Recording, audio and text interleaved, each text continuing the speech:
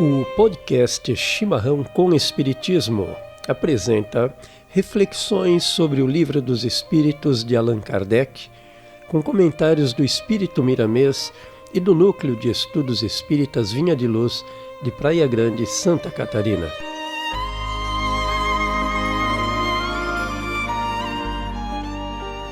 No capítulo 4, Pluralidade das Existências, abordaremos a questão 169. O número de encarnações é o mesmo para todos os espíritos? Resposta dos espíritos: não. Aquele que caminha depressa, de muitas provas, se forra.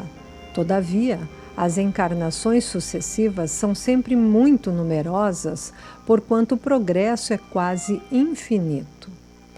Comentário do Espírito Miramês: a variação de reencarnações é incontável. Não se pode dizer que cada espírito reencarna certa quantidade de vezes, ou então, que os espíritos têm a mesma quantidade de reencarnações. Uns reencarnam menos, outros mais vezes, dependendo do aproveitamento de cada espírito. Isso, porém, não os torna diferentes na sua estrutura de valores. As diferenças se encontram no modo de ser nas suas escolhas de vida.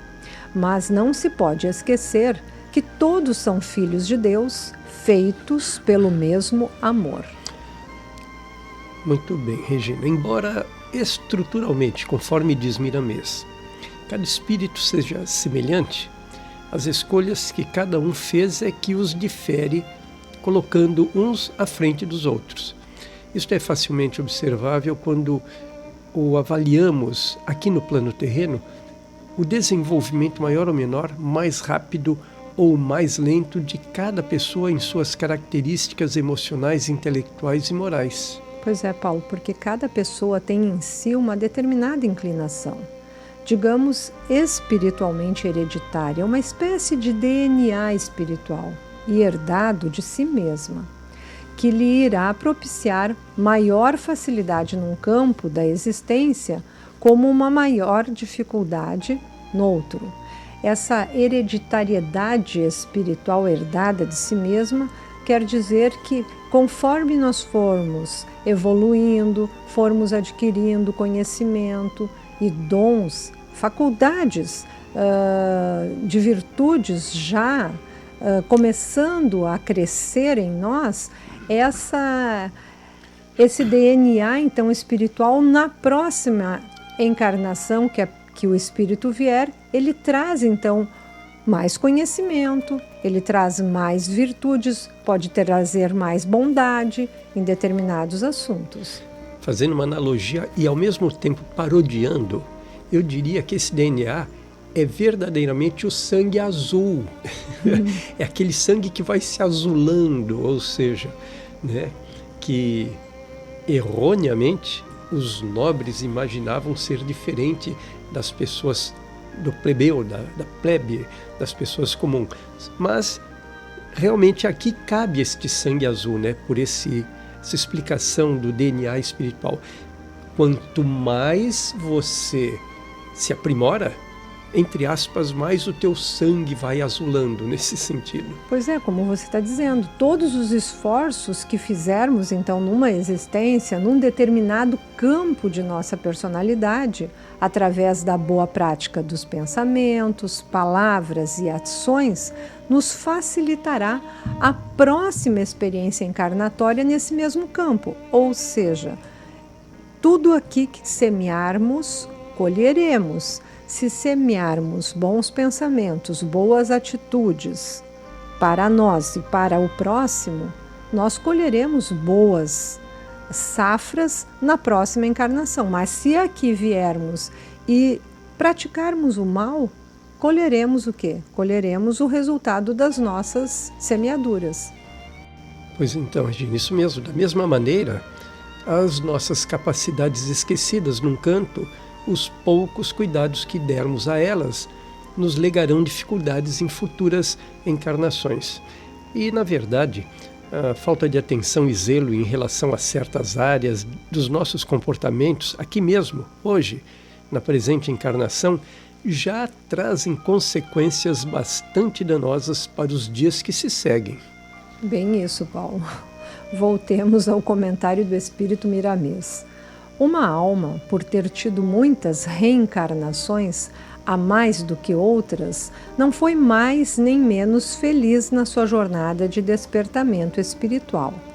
Os espíritos são compensados de forma que não se compreende de pronto, porque todos os caminhos são escolas, onde ensinam com muito proveito os mestres da natureza. Não existe infelicidade eterna. A onisciência de Deus não iria deixar que alguns dos espíritos fossem criados com deficiências para tomar rumos diferentes do bem e do amor.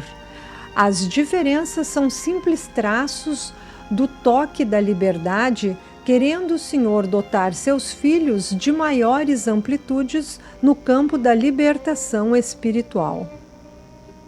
Pois então, Regina, o que Miramês está nos dizendo? Ele está nos informando, Paulo, sobre a amplitude no campo da libertação espiritual que Deus concede a todos nós, os seus filhos. Vejamos que essa libertação aponta para a nossa evolução, que deve necessariamente passar por ambos os planos, que esses planos são o físico e o espiritual. Nosso crescimento não se dá apenas no físico ou no espiritual, mas em ambos. Ou, como costumamos dizer, precisamos desenvolver as duas asas, a da moralidade, que é a espiritual e a sentimental, a do amor, e a da intelectualidade, que é a da inteligência, do conhecimento, a da razão. Muito bem, assim, embora o Criador assegure a todos os seus filhos capacidade para que se conduzam na direção do bem e do amor, também lhes capacita, dando plena liberdade de escolha, isto é, presenteia seus filhos com livre arbítrio o instrumento através do qual cada ser decide que rumo tomar. E dessa maneira é fácil entender que tanto mais o indivíduo se instrua e esforce em construir uma vida virtuosa, tanto menos acidentado será o caminho na busca do bem, que o conduzirá a uma vida mais leve e mais feliz. O contrário obedece à mesma lógica. Maior ociosidade, irresponsabilidade e descuido na caminhada, maiores as chances de ver-se enredado por situações infelizes. Estamos aqui falando meramente de consequências, de causas que levam a determinados efeitos. Causas e efeitos. Lei da causa e efeito, né? Isso aí. É como nós já citamos antes. Semeamos aqui para colhermos, né? Tudo o que semearmos, colheremos. Voltando ao comentário do Espírito Miramês, ele nos diz que, recordando a fala de Jesus, podemos repetir que o céu se encontra em todo lugar, basta querermos nele viver. O céu está dentro de nós e fora de nós, não havendo lugar determinado onde possamos comprá-lo ou vendê-lo. É conquista nossa, na qual uma grande parcela já nos foi e continuará sendo facilitada por Deus. Pois é, o céu ao qual Jesus se refere é um lugar incerto, não determinado. Trata-se, na verdade, de um estado de espírito e, assim sendo, acompanha a vida em suas duas possibilidades, a terrena e a espiritual. Conforme nos diz Miramês, as decisões que tomarmos ao longo da jornada, as obras que construirmos e os sentimentos com os quais nos afinizarmos serão os definidores de tudo o que nos vier bater à porta. Verdade, Paulo. As más sementes não nos brindarão com colheitas saudáveis e fartas. As boas semeaduras, sim, trarão progresso a ambas as asas já citadas, a moralidade e a intelectualidade. Pois bem, voltemos ao comentário do Espírito Miramês. Abre aspas. Diz o Livro dos Espíritos que o progresso é quase infinito. Muitos ignoram essa fala, dizendo que é infinito porque a alma não pode chegar até Deus com os atributos de Deus. No entanto, quem diz isso não sabe o que significa progresso no mundo dos espíritos. Esse progresso perde seu significado vulgar e alcança outra dimensão para que a alma se renove no crescimento de outros valores. Pois é, Paulo. Não tendo absolutamente a noção do que seja o infinito e do que seja Deus, tentamos entender e correlacionar, sem qualquer precisão, a ideia de um progresso, de uma evolução infinita do espírito. Obviamente que se a alma chegar a Deus, teremos aí um problema insolúvel. Qual seja o fato de, então, ser possível a coexistência de mais de um Deus? Ou ainda a possibilidade de que a criatura se igualaria ao próprio Criador? Claro, é óbvio, Regina, aqui nós estaríamos tão somente praticando um bem-humorado exercício de retórica, mas absolutamente vazio de qualquer conteúdo minimamente plausível. E resumindo, falarmos de progresso quase infinito é falarmos dos limites evolutivos a que se destinam as almas, os filhos de Deus. Pois bem, Paulo. Voltemos então ao comentário do Espírito Miramês. A razão do homem, que representa a grande conquista do espírito, se perde no crescimento da alma e se transforma, buscando outra dimensão de sensibilidades, qual o instinto animal que mudou para o raciocínio. Interessante a comparação trazida por Miramês. Se nos primórdios da evolução humana, meros instintos primitivos evoluíram para sentimentos que se foram tornando mais e mais complexos e sofisticados, assim também se dará com a evolução da razão, que atingirá requintes jamais imaginados por nosso nível de inteligência atual. Você disse que os instintos primitivos evoluíram para sentimentos, mas não nos esqueçamos que antes de se tornarem sentimentos, eles passaram pelas sensações. Muito bem colocado, isso mesmo. E voltando aqui para a inteligência atual, como você citou, o nosso nível de inteligência atual, a razão foi, sem dúvida, uma grande conquista dos homens. Mas, na senda da evolução humana, esta capacidade, ainda pouco explorada, certamente despertará para capacidades ainda mais brilhantes e inusitadas. Muito bem. Mais um comentário do Espírito Miramês que nos diz: é, pois, a lei da evolução. Quando falamos em eternidade, podemos dizer que existem muitas eternidades. O próprio amor que se conhece na Terra não é o amor verdadeiro, nem a caridade, nem o perdão. Tudo isso sofre modulações com o progresso da alma. Estamos, pois, sujeitos às mudanças eternas na nossa ascensão para Deus.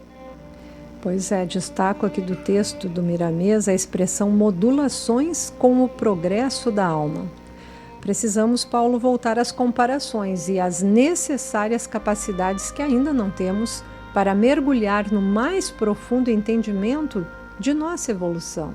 Façamos um exercício de comparação simples, tomando o conhecimento que já nos foi disponibilizado pelos espíritos superiores ao nos informarem acerca dos mundos habitados, por exemplo, que foi informado aos espíritos superiores por Jesus, né? Porque Jesus que disse que há muitas moradas na casa de meu Pai. Nós sabemos que há mundos primitivos abrigando seres em nível primitivo de evolução, espíritos recém-criados, mundos de provas e expiações, como o planeta Terra, mundos regenerados, aqui estamos fadados a habitar, e mundos ditosos, ou seja, felizes, e também os mundos celestes. Pois bem, todos os pensamentos, sentimentos e ações que são praticados pela humanidade universal em cada um desses mundos obedecem exatamente a tais modulações. Isto é, dentro do universo criado por Deus, cada coisa está em seu lugar e onde deve estar, naturalmente, devido ao seu grau evolutivo. Todos vibrando na mesma frequência, né? Quer dizer, cada mundo vibrando em sua determinada frequência. Então, Regina, não é difícil entendermos que virtudes como amor, caridade e perdão, citados por Miramês, assim como tantas outras virtudes e vícios, igualmente passarão por interpretações, entendimentos e práticas de acordo com o nível de evolução da humanidade que esteja habitando cada um desses planetas em particular.